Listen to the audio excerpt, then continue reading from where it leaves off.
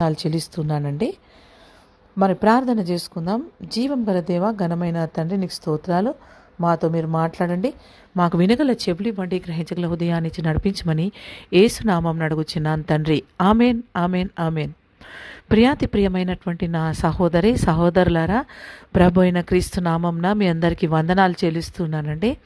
మరి ప్రార్థన చేసినప్పుడు మనం అనుకుంటూ ఉంటాం, మరి నా ప్రార్థనకు ఎందుకు ఇంకా జవాబు రాలేదు, మరి నేను ప్రార్థన చేసినా దేవుడు ఎందుకు ఆలకిస్తలేడు అన్నటువంటి విధంగా మనం ఆలోచన చేస్తూ ఉన్నటువంటి సందర్భాలు చాలా ఉండొచ్చండి. మరి దానిని బట్టే నాకు పరిశుద్ధాత్మ దేవుడు జ్ఞాపకం చేసినటువంటి విషయాన్ని మరి మీతో పంచుకోవాలని మీ ముందుకు వచ్చానండి.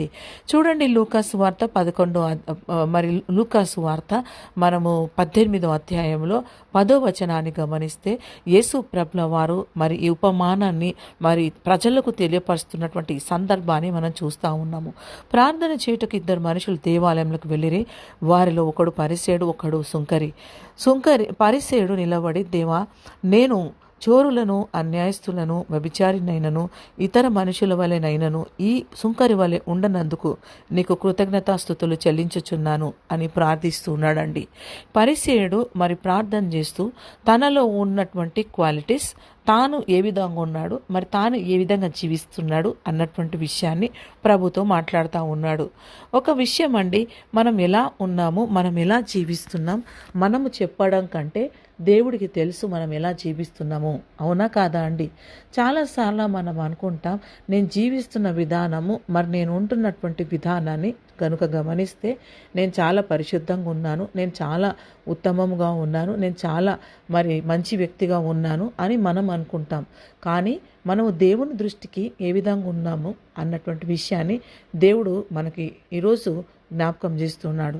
చూడండి, ఇక్కడ ఇతను మాట్లాడుతూ అంటున్నాడు, నేను వ్యభిచారినైనను ఇతర మనుషుల వలె ఈ సుంకరి వలె ఉండనందుకు కృతజ్ఞత స్తుతులు చెల్లిస్తున్నాను అంటున్నాడు. ఇక్కడ ఉన్నటువంటి ఈ ప్రార్థనలో ఏం కనబడుతుందంటే తనను తాను హెచ్చించుకుంటూ ప్రార్థన చేస్తూ ఉన్నాడండి. మరి ఏమంటున్నాడంటే వారానికి 2 మార్లు ఉపవాసం చేస్తూ మరి 10వ భాగంలో నేను 10వ భాగం కూడా చెల్లిస్తూ ఉన్నానని తనలో తాను ప్రార్థించుకుంటున్నాడు.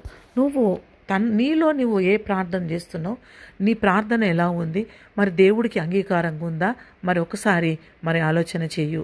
నువ్వు అనుకుంటున్నావు, నీ లోపల నువ్వు ప్రార్థన చేసుకుంటున్నావేమో, నేను చాలా కరెక్ట్ ప్రేయర్ చేస్తున్నాను కానీ దేవుడు నా ప్రార్థనకు జవాబిస్తలేడు అని నువ్వు అనుకుంటూ ఉన్నావేమో.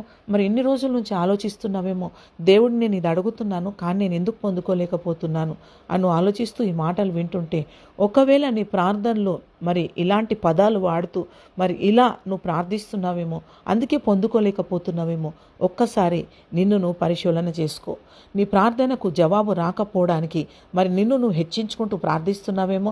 నేను 10వ వంతు చెల్లిస్తున్నాను, మరి నేను ఉపవాసం ఉంటున్నాను, నేను ఇన్ని మంచి మంచి క్వాలిటీస్తో ఉన్నాను, నా క్వాలిటీస్ అంతా కూడా దేవునికి మహిమకరంగా ఉన్నాయి, దేవుడు నన్ను మెచ్చుకుంటాడని నువ్వు అనుకొని ప్రార్థన చేసుకుంటూ బ్రతుకుతున్నావేమో. మరి దేవునికి మహిమకరంగా ఉన్నాయో లేవో ఒకసారి నిన్ను నువ్వు పరిశీలన చేసుకో.